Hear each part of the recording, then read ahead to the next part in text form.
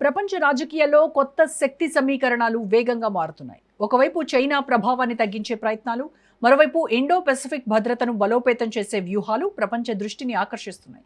ఇలాంటి సమయంలో భారత్ జపాన్ సంబంధాలు మరో చారిత్రాత్మక మలుపు తిరిగాయి. 16 కీలక ఒప్పందాలు, ఆర్టిఫిషియల్ ఇంటెలిజెన్స్ నుంచి రక్షణ రంగం వరకు విస్తరించిన భాగస్వామ్యం, మోదీ సనాయే తకైచి మధ్య ఏర్పడిన ప్రత్యేక ఆత్మీయత, ఇవన్నీ కలిపి ఆసియా భవిష్యత్ రాజకీయాలను ఎలా ప్రభావితం చేయబోతున్నాయి?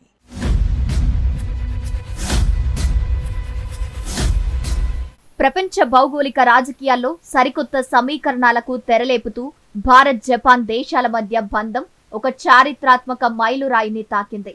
జపాన్ నూతన ప్రధానమంత్రి సనాయో తకైచి భారత పర్యటన, ప్రధాని నరేంద్ర మోదీతో జరిపిన ద్వైపాక్షిక చర్చలు కేవలం రెండు దేశాల దౌత్య బంధాల విస్తరణ మాత్రమే కాదు, ఇది యావత్ ఇండో పసిఫిక్ ప్రాంతంలో ఒక సరికొత్త వ్యూహాత్మక శకానికి నాంది పలికింది. ఈ చారిత్రాత్మక శిఖరాగ్ర సమావేశంలో ఇరు దేశాలు ఆర్టిఫిషియల్ ఇంటెలిజెన్స్, ఇంధన భద్రత, ఖనిజ అన్వేషణ మరియు రక్షణ రంగాల్లో అత్యధిక కీలకమైన 16 ఒప్పందాలపై సంతకాలు చేశారు. ఈ భేటీ సందర్భంగా ప్రధాని మోదీ ప్రదర్శించిన అంచంచలమైన పరస్పర విశ్వాసం అనే భావన అంతర్జాతీయ అస్థిరతల మధ్య ఈ రెండు ప్రజాస్వామ్య దేశాల మధ్య ఉన్న దృఢమైన బంధాన్ని చాటి చెప్పింది.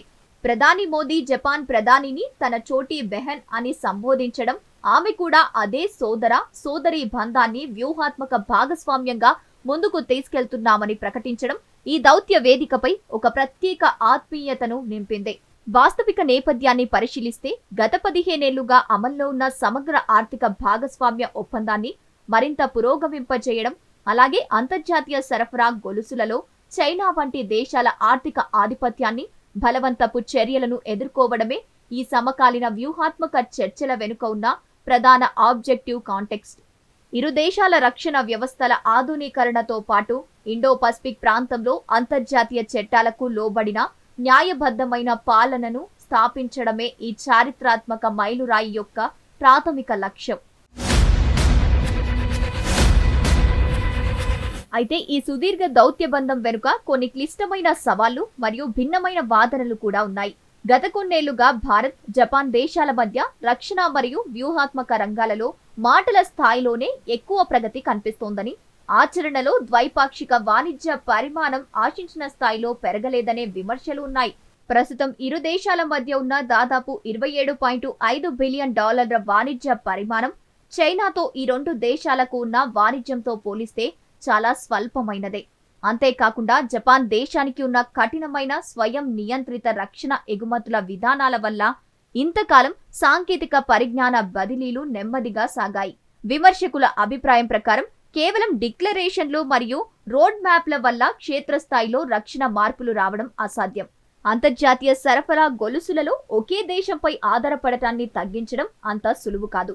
ఎందుకంటే క్రిటికల్ మినరల్స్ మరియు సెమీ కండక్టర్ల తయారీలో చైనా దశాబ్దాలుగా సాధించిన ఏకఛత్రాధిపత్యాన్ని తట్టుకుని ప్రత్యామ్నాయ వ్యవస్థను త్వరితగతిన నిర్మించడం భారీ వ్యయంతో మరియు సాంకేతిక సవాళ్లతో కూడుకున్న వ్యవహారం. భారతదేశంలో వాణిజ్య సరళీకరణ మెరుగుపడుతున్నప్పటికీ జపాన్ కార్పొరేట్ సంస్థల నియమ నిబంధనలు, భారతీయ బ్యూరోక్రసీ వేగంతో త్వరగా సమన్వయం కావాలనే వాదనలు కూడా ఉన్నాయి.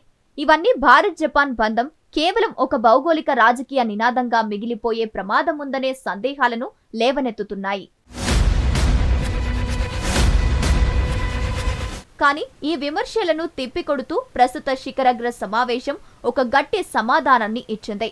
కేవలం కాగితాలకే పరిమితం కాకుండా ఈసారి భారత్ జపాన్ బంధాలను ఒక స్పష్టమైన మరియు బలమైన ఆచరణాత్మక దిశగా అడుగులు వేశాయి. ముఖ్యంగా రక్షణ సాంకేతిక రంగంలో జపాన్ తన రక్షణ ఎగుమతుల పరిమితులను సడలించిన తర్వాత భారతదేశంతో కలిసి అనే నావికాదళ రక్షణ సాంకేతిక పరిజ్ఞానాన్ని సంయుక్తంగా అభివృద్ధి చేయడానికి అంగీకరించడం ఈ బంధంలో అత్యంత కీలకమైన మలుపు.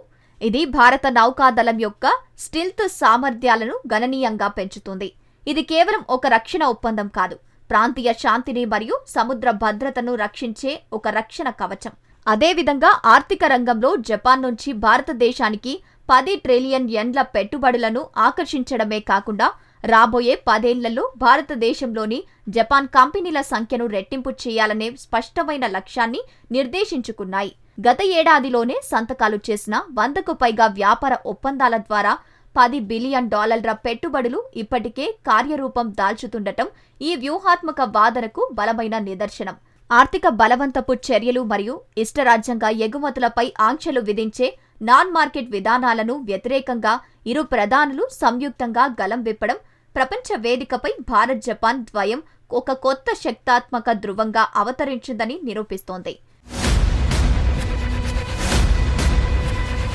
ఈ చారిత్రాత్మక భాగస్వామ్యాన్ని మరింత విజయవంతం చేయడానికి ఇరు దేశాలు సిద్ధం చేసిన పరిష్కారాలు మరియు ప్రయోజనాలు అపారమైనవే. Bharat Japan next generation mobility partnership framework మరియు AI భాగస్వామ్యాలు భవిష్యత్తు సాంకేతిక పరిజ్ఞానంలో ఇరు దేశాలను అగ్రగాములుగా నిలుపుతాయి.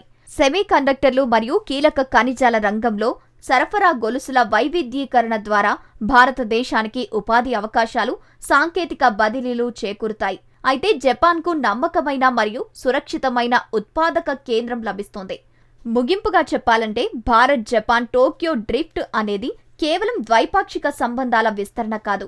ఇది ఇండో పసిఫిక్ ప్రాంతంలో చైనా ఆధిపత్యానికి వ్యతిరేకంగా ఏర్పడిన ఒక ప్రజాస్వామ్య రక్షణ వ్యూహం. రాబోయే రోజుల్లో క్వాడ్ కూటమిని మరింత బలోపేతం చేయడం ద్వారా ఈ వ్యూహాత్మక లక్ష్యాలను వేగవంతం చేయవచ్చు. ఇప్పుడు చేయవలసిన తక్షణ కార్యాచరణ ఏమిటంటే ఇరు దేశాల ప్రభుత్వాలు మరియు ప్రైవేట్ కార్పొరేట్ రంగాలు ఈ 16 ఒప్పందాలను కాల పరిమితిలోగా అమలు చేయడంపై దృష్టి పెట్టాలి. వ్యాపార ప్రక్రియలను మరింత సరళించి వ్యూహాత్మక స్వయం ప్రతిపత్తిని కాపాడుకుంటూ పరస్పర నమ్మకంతో ప్రపంచ ఆర్థిక భద్రతను పునర్నిర్మించడమే ఇరు దేశాల ముందున్న ఏకైక మార్గం. ఈ సోదరీ బంధం విశ్వవ్యాప్త శక్తికి మరియు ప్రగతికి ఒక సరికొత్త దిక్సూచిగా నిలుస్తుందనడంలో ఎలాంటి సందేహం లేదు. భారత్ జపాన్ భాగస్వామ్యం కేవలం 2 దేశాల మధ్య దౌత్య సంబంధం మాత్రమే కాదు. ఇది భవిష్యత్తు ప్రపంచ ఆర్థిక వ్యవస్థ, ఇండో పసిఫిక్ భద్రత, సాంకేతిక స్వావలంబనకు రూపుదిద్దుకుంటున్న వ్యూహాత్మక కూటమి. మాటలకే పరిమితం కాకుండా ఈ ఒప్పందాలు వేగంగా అమలైతే ఆసియాలో శక్తి సమీకరణాలు కొత్త దిశలో పయనించే అవకాశముంది.